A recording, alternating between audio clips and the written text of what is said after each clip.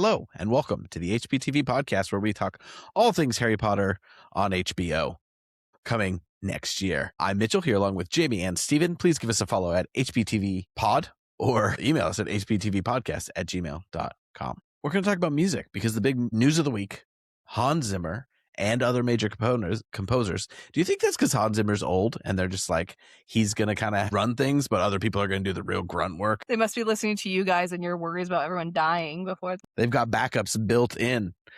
Does John Lithgow have some assistants, some body doubles that are ready to step in? I think most music is usually like a team effort. It is.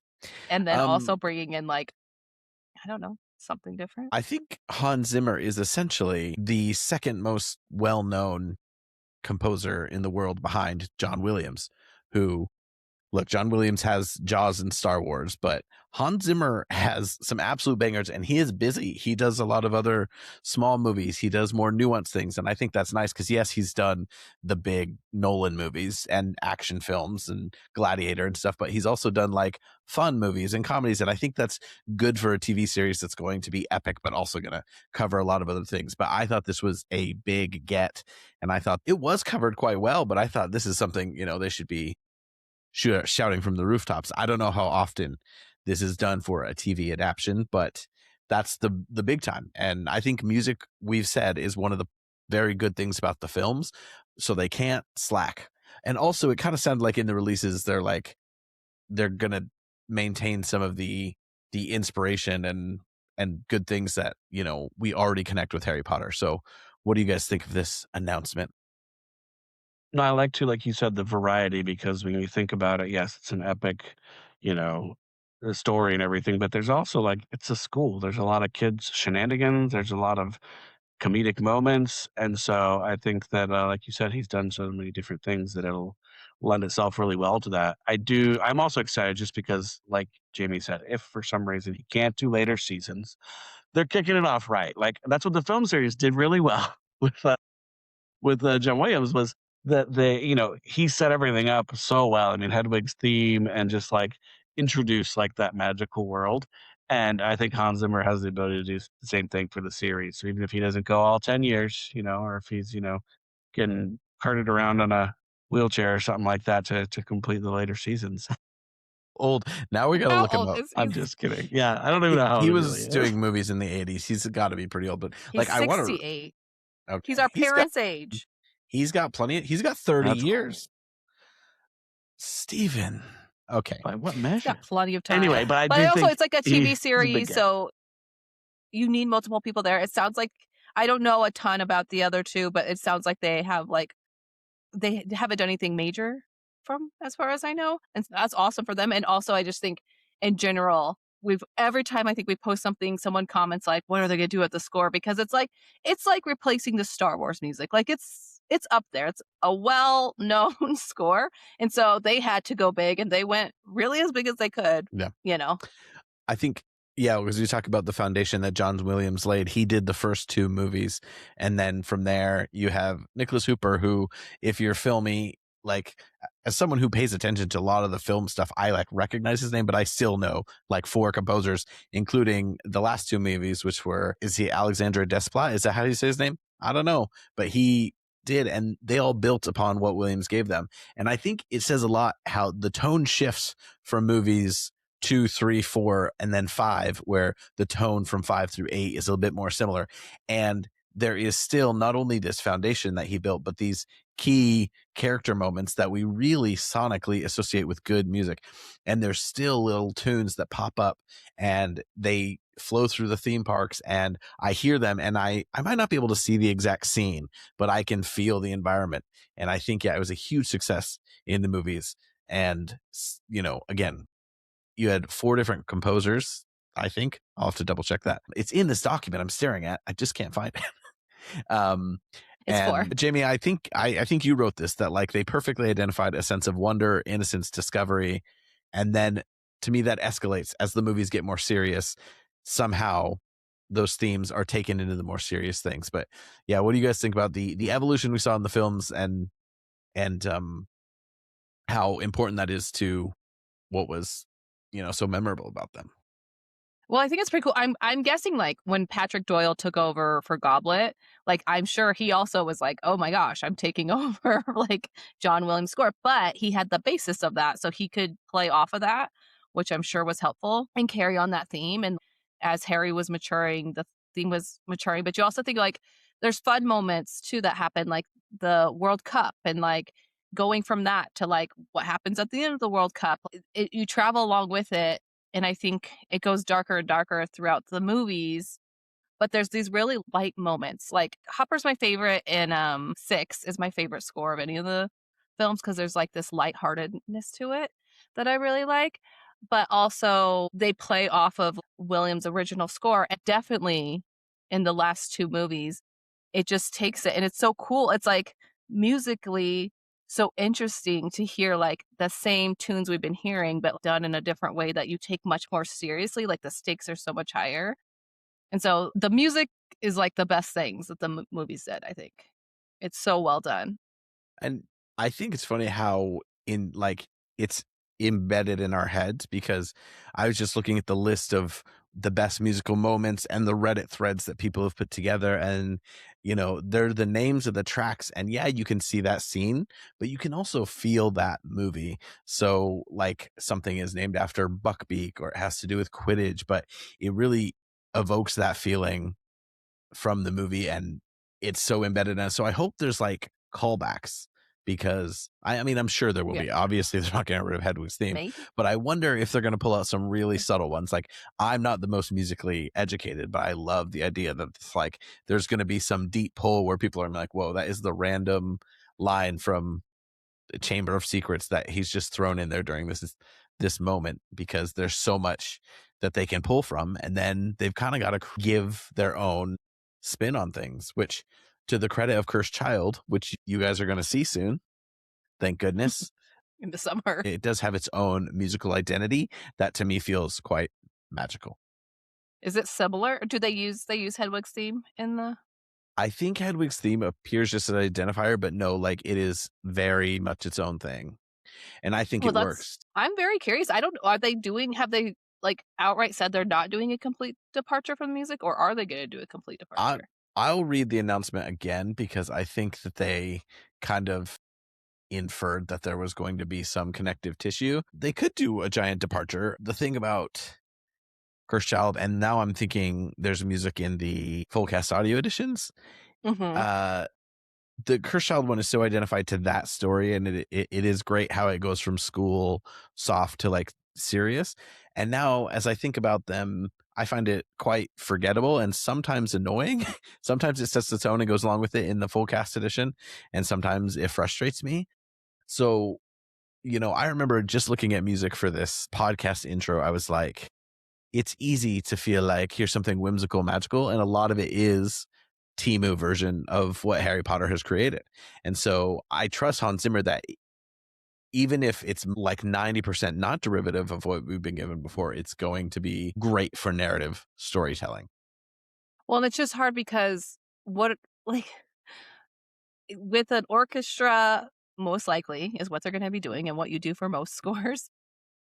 And then having that whimsical sound, it's just going to be really hard to not be like lesser version of what already is. And because that's what we know, like it doesn't necessarily mean that, just like we know what we know and we associate with that. And like really every character has their own sound in the movies, every main big character that we associate with them. And I do think that's where they really can play around, is like setting that tone of like, this is this person's sound. And we're going to have to do that anyway, because these are all different actors and that's going to feel different. But it's going to be kind of weird, but maybe not weird. Like if they set the tone right off the bat and we are like established, but it's just, when you say Harry Potter, the little sound comes to your head. Those 7 or 8 notes, right? This was their statement. This is where I think there's hints of we're not going to be completely disconnected from the film music. The musical legacy, and this is a quote attributed to all 3 of them, Zimmer, Taub, and Rosman, says the musical legacy of Harry Potter is a touch point for composers everywhere, and we are humbled to join such a remarkable team on a project of this magnitude. The responsibility is something that myself, Kara, Taub, and Hans Rosman do not take lightly. Magic is all around us, often beyond reach, but as in the world of Harry Potter, you simply must look for it. With the score, we hope to bring audiences that little bit closer to it whilst honoring what has come before. And I think honoring what has come before is where I feel like we're going to get a little bit. Well, and that's my thought, because I don't know the legalities and everything too, right? Of how much they can actually use from the films, or if Warner Brothers owns it all and they can just use everything. But you do want it to feel unique and new, right? So there's got to be some adjustment and changing so that it does feel fresh. But I mean, it's a good team. I mean, it's an experienced composer, so you got to have faith that it's going to come out really good and it'll do justice to the I have full material. trust that they're going to do something spectacular. The music is the least of my concerns. And before I would have said, ooh, I hope they do something fresh, but honor before. And now they got Hans Freaking Zimmer. Like, I know. I don't know. How can you screw it up? I rarely leave a movie mad at the music. And I think music is a great manipulator, a great editing tool. And sometimes we don't realize how much it does. Now, some movies take huge swings with music. Like, I don't know if you guys saw Challengers, the tennis movie last year, but it was purposely an incredibly loud and aggressive, and to me, kind of took you out of the moment set of music. And I still like the movie, but it rarely does it stick out enough. And I love when people do YouTube things where they're like, watch the scene with this music and see how different it feels, because it can be such a massive tool in the toolbox. And I think in Harry Potter, it did do a great job of making us attached and in the moment with these things. And so I think it's hard to screw up when you got a guy who's, I don't know, I'm looking at his filmography and I think he's batting like 9,000. All right. Well, and I do think that's a big part of it, though, that people have been concerned about before this announcement, is because you don't always realize you're associating things with the music, or how much music carries a blockbuster movie. Lets you know when you're supposed to feel anxious, lets you know when you're supposed to feel suspicious, lets you know when you're supposed to feel light and happy. And so I think when this happened and people start thinking about that, they're like, oh, how's someone else gonna like take over what's already been done? But I think it's gonna be good. It's just gonna be different. I think that's cool. The whole thing's gonna be different. Hopefully, I'm hoping for different. A really funny example of this is in Stranger Things. Mitchell, have you finished Stranger Things now? Right, you're done. Yes. Yeah, we talked about this. Okay, finally. No, but there's the scene where Max and Holly are like chatting and going back and forth and back and forth. And it's funny you mentioned that, Jamie, because I specifically remember the music being so much like, this is a little conversation where we're like understanding the characters more deeply. But at the same time, my brain is like, they need to hurry the heck up and get out of there because, there's danger coming. And so, yeah, had they done music in that suspenseful tone or something, right, it would have completely changed and it wouldn't have made sense at all. I think it didn't make sense at all, to be honest. But it's interesting how that's how they played it. They changed the tone during that one part so they could get a little more exposition before having them, run for their lives some more. Well, let's talk about music in the books themselves. Moments of actual specific music mentions. We have the Weird Sisters at the Yule Ball, which, again, I liked the portrayal because that's not what I pictured in my head. And then for them to be like, yeah, of course, it would be like a rock band that these kids are moshing to. Celestina Warbeck. Jim Dale nailed that. Well, that's the thing. The audiobooks, yeah, Jim Dale does some really great renditions and music there himself.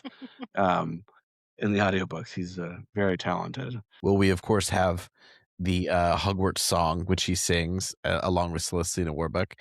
And all I remember is Hogwarts, Hoggy, Hoggy, Hogwarts, teach us something, please.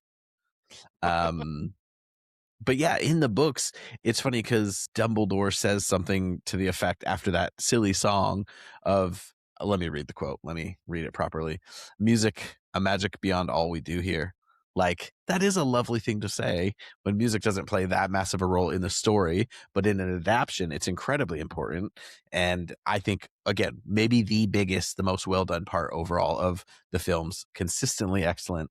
And it is, I'm not like Mr. Music, and I know it is the most important thing in a lot of people's lives.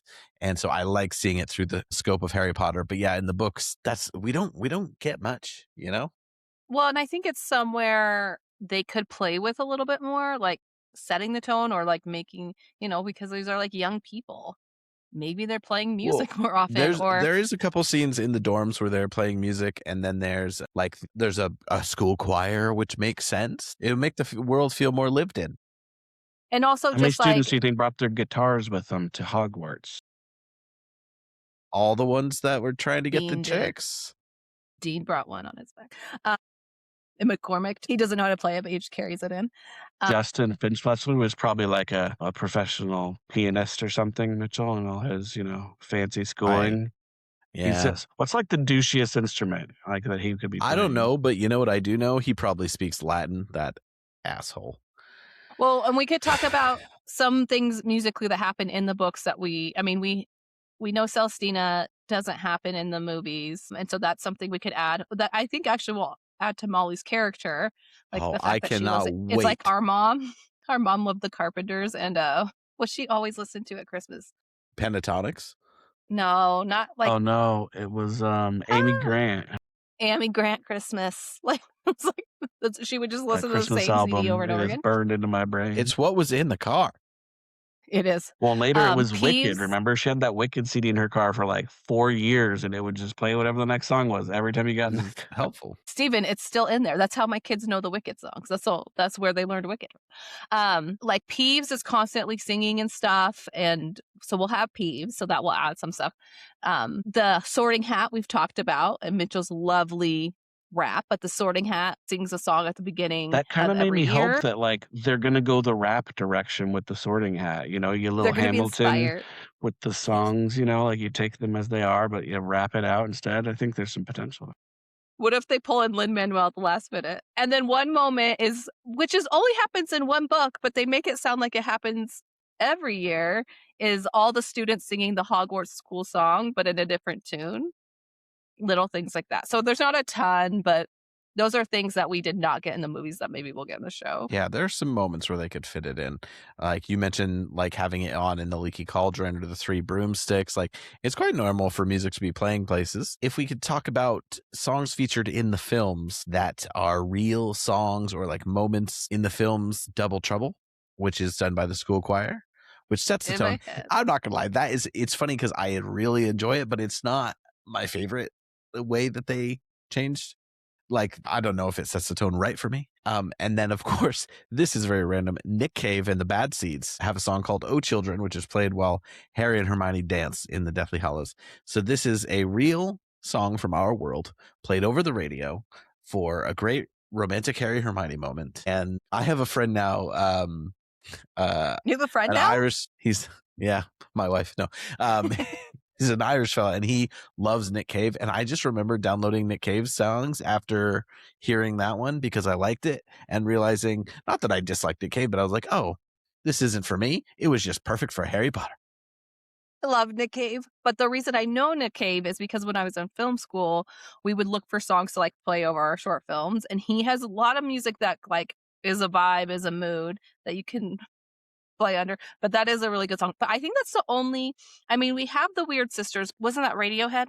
They did it right at the Yule Ball in the movie. Yeah, 2 members of Radiohead, 2 members of Pulp. But I think that song, like the song they're performing, obviously is in the world. But I think the Nick Cave song is the only time we hear a song from our world played in the movie that people are just listening to. Like they're never just listening to music. Well, they have their own music. I can't figure out what song the carolers were caroling. We've got to if one of you guys stream it, turn it on right now.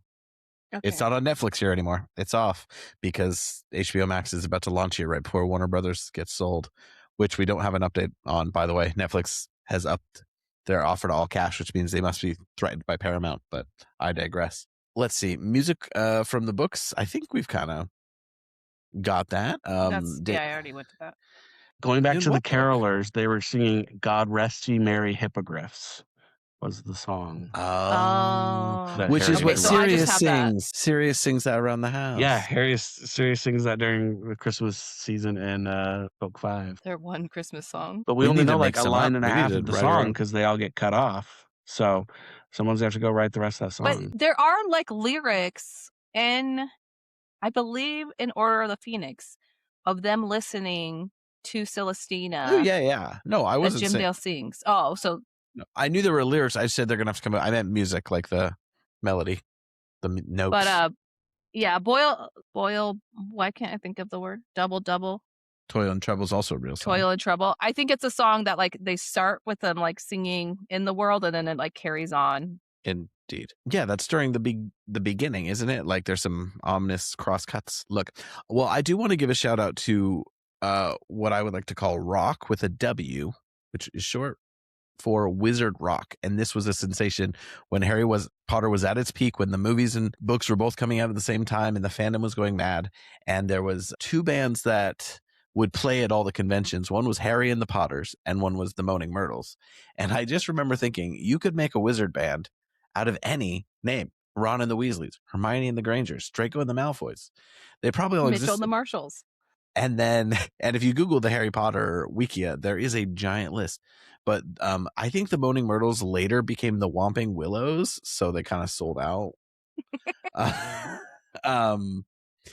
But it's just funny to think bowing of to the man, mini genre. Oh, the Eighth Horcrux, the Blibbering Humdingers, the Butterbeer Experience, guys. Are any of these bands still playing? Because I think that's pretty. Gosh, I hope so. You know what? I'm going to do some research and give you guys a follow up on this to see. I wonder if any turned into like real bands, not like popular ones, but that are still playing in their mom's garage. But I just want to shout out Wizard Rock. This is true. And also looking at all these names, we greatly failed in naming our podcast. These could have been. I was thinking about this. I just thought, if a big outlet wants to acquire our podcast, we could come up with a more clever name, but we needed something that said exactly what we are. And yeah, I still think people are confused. They're like, Hepatitis TV? HPV? No, HPTV? Wait, so here's some song names. I always thought these were hilarious. But you've got Harry and the Potters. Some of their most famous tracks were Save Ginny Weasley, The Sorting Hat, The Weapon We Have Is Love. And then Draco and the Malfoys, they're famous for the songs My Dad Is Rich and Potter Sucks. There's a group called the Remus Lupins who sang, well, I guess I don't have any of the actual titles here. And then, yes, the Whomping Willows, who are a little more of an indie rock type of vibe, along with the Moaning Myrtles. The Parselmouths, Tonks and the Aurors, Chasing Quaffles. Yes, Chasing Quaffles. But there's some hilarious ones in there. Just from the name alone, it makes me want to go and listen to more of these. There are some rock playlists. I'm trying to overpronounce the W, so I'm saying Wizard Rock playlists on Spotify. So we should ask one of those bands and we'll use their music as our backing track, But the most important thing is music is great and we want the music to be good in the series. To me, I'm like, they can't screw it up. And now that they've been willing to get Hans Zimmer, I'm pretty confident it's going to be good. And there's just going to have to be a balance between calling back to some old things and some iconic things and giving some feelings while also creating like a unique identity. Jimmy, you wrote in here a season-based musical identity. I think that's a great idea. If there's something that is really specific, like, ooh, that feels like that year. And that's why shout out to the guy who did Goblet of Fire, which had, you said his name earlier and I've already lost it, but a one-time director as well. And that does really transition us from childhood to adulthood. And while I have quibbles with the movie, I'm like, you know what? That would be cool for that to have a specific identity for a season of TV where it really took us from the childhood to the adulthood in the story. True. And in that movie, you think about like the different schools and their sound and all that kind of stuff. Like it's going to be fun to see that. I just think also like culturally slip in more of the culture of their world. This is 90s. If you had like, especially when they're in the Mogul Ward, just someone driving by and playing Nirvana or having Dudley have a musical interest. Dudley is kind of framed as a wannabe gangster in the original films. Maybe he could be listening to some 90s rap. And then bring Oasis in. They're back together, my friends. There's so much good 90s rap that he could be into. That'd be hilarious. I just think the most ironic thing about music, though, is when music is done really well in movies and TV series, it's something that people don't notice. Like, it's just there and it's so well integrated into the film that, like, unless it is something like insanely, like Mitch was talking about Challengers, it doesn't really get recognized unless you're people who really focus on that kind of stuff. And so I think that is something that we can try and do, is kind of pay close attention to that music and call it out. Because when it's great, it blends in so well and it sets the tone in a way that like you don't even realize that it's happening. So it is. I think that's really That's why, like, you want the music to complement the film and not be the star. And there's the rare occasion where the score is so very like exciting and that people also bring that out, but it's because it enhanced the movie but created its own identity. Whereas if I don't remember the music but enjoyed the movie, they probably did their job. But like I think of like The Dark Knight has some incredible music, and that's Hans Zimmer. But I did come out of it remembering that, but not in a negative way. But how many other movies do I love where I don't notice it? Oh, something I forgot when we were talking about kind of weird side bands and everything is a Harry Potter musical. Did you guys watch that when that was like huge on YouTube and going viral? Yes. Where this is probably like what, 2010? I was trying to, yeah, 2009 and 10. In 2010 they did a Harry Potter sequel, but it was really hilarious stuff and like very like theater, over the top. But yeah, it was pretty massive. I remember everyone being into that, and makes me want to go Didn't back and Darren rewatch Criss it do actually that? because it's quite. Yeah, that's where that's like his origin story. That's where Darren Criss came from. Yep, Darren Criss, Nick Lang, Matt Lang. Snape, Severus. It is kind of bad that we took this Mitchell. long to mention that because you know what's funny? I don't think I've ever actually seen the whole thing all the way through, but I know I like tried to sit down and watch it. And I was going to say a movie where I really like the music and also think it's the greatest movie of all time is The Social Network, which was one of the first combinations of Trent Reznor and Atticus Ross. And Trent Reznor is in the band 9 Inch Nails, which just did the unsuccessful Tron movie. But those two, they did Challengers and I didn't like it. So it just goes to show like you never know what you're going to get, but they take big swings and they are really popular right now as far as like what they're creating. And so like I hope they do a couple of interesting, unique things for the show, and they don't always play it all too safe. Sometimes your directors are just demanding something that's frankly undoable or kind of ridiculous, and so you go big for it, and it just doesn't pan out. So I don't know how much blame they should take on that. I'm curious about what direction they're going. I do think we could never play this game because we don't have rights to anything. But if we like, I think you could literally take like a song from one of the movies and play it like from the score. And I wonder if we could like place which movie and like what scene it is. I think we could do that more than we think. Even though Mitchell will never watch the movies again. And the last movie he watched was Chamber. Said never. Well, I watched part of it think. when We I was haven't at done your like a house. quiz Yeah. show in a long time. Oh, maybe we're due. But I legitimately listen to the soundtracks sometimes, especially at Blood Friend. Yeah, the real big like music nerd people who really like, all of the ins and outs of it, like I've been told that it's very impressive the way that it does tie together from, beginning to end. I just don't know enough about that world in order to speak to it. So maybe we need to find ourselves a musical person who can come on and share some. You know what other song I like, and this is one I'm sure we could play royalty free, is the intro to the audiobooks, Jim Dale audiobooks. There's like there's just a soft little tune that plays while they introduce this is the book by J.K. Rowling and stuff. Nothing punches me in the face with nostalgia more than that sound. Yeah. Well, I thought the same thing with all the great music from the films and just associated with Harry Potter, like we mentioned in the theme parks and everything too. I was kind of surprised that the full cast full cast edition of the audiobooks didn't like pull in any of that kind of music or anything. Like they didn't use the Hedwig's theme or anything like that. Or am I missing something there where they did pull it in? I just didn't see it or hear it. It's probably expensive to use. That's fair. That's true. Well, and it's also I think it is separate enough, right? Like it's not by WB or any of that kind of stuff, right? It's tied more to the publishing side of Harry Potter. They can't just use so it, I bet you're right. There's not that crossover of like we were talking about before the legal. But I also think it should have its own sound. Like the movies shouldn't run everything because the movies aren't even good. That good.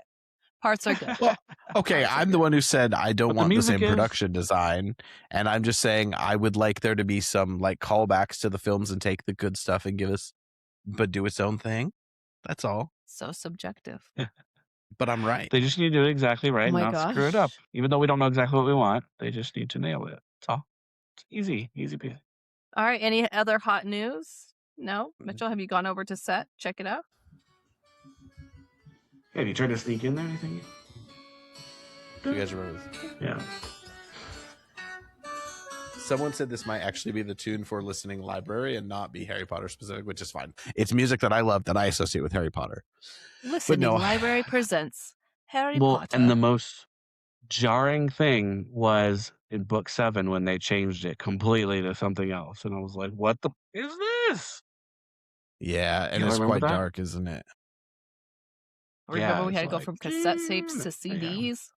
Yeah, what book do we not have cassette tapes of? Was it 6 when they stopped doing them? I think so. I think 6 and 7 we only had on CD, but now we have Audible, so that's all you need. Yeah. I don't even have any tapes anymore. Does anyone have tapes anywhere? Yeah, whatever happened to those tapes? Did they get donated or something? Like, where'd they Oh, end they up? must have gotten I trashed at some legitimately would point, have which to is quite sad. climb out of bed in the middle of the night. Like you would almost fall asleep and then the tape would end. You'd have to get up and flip the tape or put the next tape in. And on my floor next to my bed, there was just a pile of tapes. And I'd be like, where's the next tape? Got problems. Well, that's where you had to like put the boombox over right next to your bed because otherwise, yeah, you just get up and walk and like, oh, no way. But yeah, I do remember squinting like trying. But I was gonna say, I wonder if those tapes would be worth something. But ours were so well used that I don't think that they would be worth Well, remember we anything. They're duplicated not them? exactly pristine. I'm supposed to share that. Don't put that out in the public. But yeah, once we had all of us listening to the same books at the same time, it was like, yeah, we need our own copies. I remember when Joel, our oldest sister's husband, came to stay for the first time. It was for Denise or Shauna's graduation, and he just was visiting the family and probably asking Dad's permission to marry Kristen. He stayed in the bunk bed with me, and I was like, I'm going to listen to Harry Potter to fall asleep. Like this dude in his 20s, his girlfriend's little brother's like, yeah, you've got to sleep in my bunk bed, and I'm going to play Harry Potter. How old were you when that happened, Mitchell?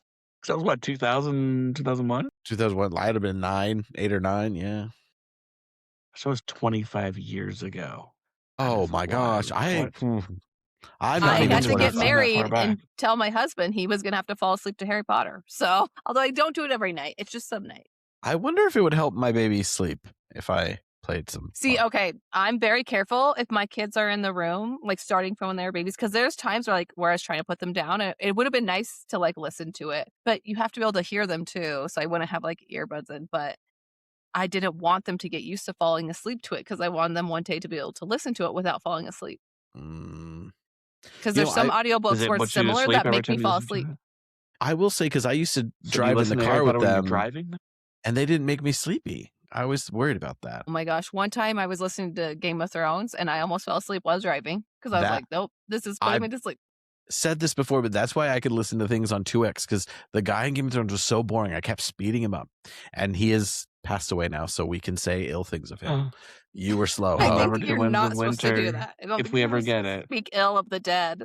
Oh, I think that's the saying. Whoops. Rude. I did just cruise the Reddit and didn't see, there's not even silly rumors. Sometimes there's really silly rumors. There was a shout out to the SNL sketch they did the other night. So Harry Potter is still relevant. SNL is still spoofing it. And it was like that new heated rivalry show, which is like a hockey romance on HBO Max that has gone viral. And it's essentially doing that, but for Harry and Ron. And it's got like a Daddy Hagrid. And it was very funny. So there's your Harry Potter entertainment. Jason Momoa as Hagrid, that was pretty freaking hilarious. I think that was, whatever how good a casting that was. And Finn Wolfhard as Harry, I was actually like, you know what? Makes sense. I get it. He could have done it back when he was, when they started Stranger Things, but now that it's been 40 years, he's too old. Wow, what a musical journey that we've been on. There is beautiful music to be had in this wizarding world, and we're looking forward to it not being crappy in the TV show. We're not the musicaliest of people, but we appreciate it. We understand it in the films. I was trying to think of films that talk about music, and I thought of The Holiday and Forgetting Sarah Marshall. Both include about TV or film composers, right? You know what has the best music? Right. Trailers. And oh yeah, I love a trailer. Then promotional music is usually like, they're like, this big song is in, and usually over the credits, like, or James Bond. It's like, anyway, it's just funny how they promote music in film when it's actually a lie and they just want to attach a pop star's name to the credits. I digress. We're moving on from music. It's over. Next week, we're going to cover Harry Potter and the Prisoner of Azkaban full cast edition and let you know our thoughts on how the project is progressing and some new characters, some big name actors in there. And then we're going to talk about our dear one and only Molly Weasley, the matron. And we're going to give you all the news and updates because I feel it in my bones, in this finger. There's going to be some news, interesting stuff coming out about the TV show. soon Well, enough. a lot of shows are starting to film this next couple weeks, so maybe they're coming back from Maybe break. they're getting back. I don't know what's Maybe up. I've had some friends who have started watching the movies, and they're like, we're going to have to go to the studio tour. So maybe when I get to go to studio tour, I will do whatever it takes to break into the other side of Leavesden and get a sneak peek for you. Yeah, just kind of, and then I'll go to get prison. lost. One of those things. But thank you for joining us on the HPTV podcast. You can follow us at HPTVPod on socials or email us at HPTVPodcast@gmail.com. For Steven Zimmer and Mitch Zimmer and Jaime Warbeck, Jamie said this. Peace out, snitches.